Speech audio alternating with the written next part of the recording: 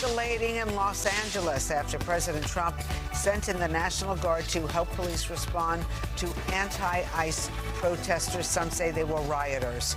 Demonstrators were blocking roads, throwing objects at all officers, setting cars on fire. Dozens have been arrested. And we want to go now to Gigi Graciette from our sister station Fox 11 in Los Angeles, in downtown Los Angeles this morning. What are you seeing out there this morning?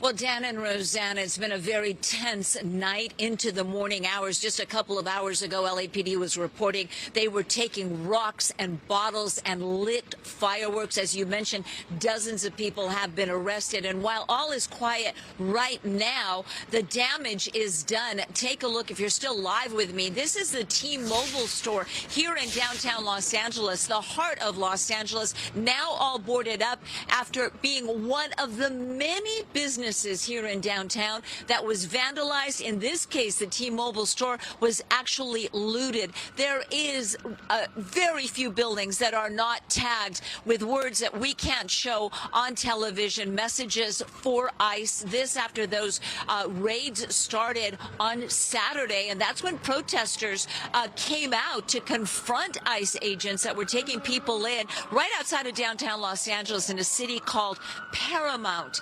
And that's where it all started. Now, these protesters are extremely active on social media. They are sending messages constantly as to where ICE agents are, where they think they're going to hit next, and those crowds turn up. Now, originally they started fairly peacefully, but they were quickly infiltrated by what police here say are rabble-rousers, to put it mildly, people who just want to cause damage and chaos, and it has been a chaotic scene. The LAPD calling for help from all our local police agencies. We have police agencies from the beach cities, if you're familiar with Los Angeles, down in the South Bay, that are patrolling downtown and other areas. The police choppers just going overhead right now. So still an extremely tense situation, and more protests are expected today.